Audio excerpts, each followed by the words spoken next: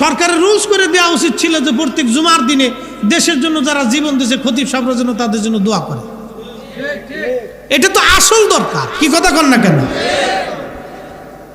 হে তার ফুল নিয়ে তার রুকু তো কিলিকিলি হয়, গুতাগুতি হয়, এইটা জাগিয়ে এটা তাদের ফাংশন। আমি মূল আলোচনার দিকে আসি। প্রিয় মুসলমান, এই মুক্তিযোদ্ধারা নিজেদের জীবনগুলি বাজি রেখে খেয়ে না খেয়ে শত্রুর বুলেটকে সহ্য করে কত মুক্তিযোদ্ধার জীবন চলে গেল, চোখ চলে গেল, হাত চলে গেল, পা চলে গেল।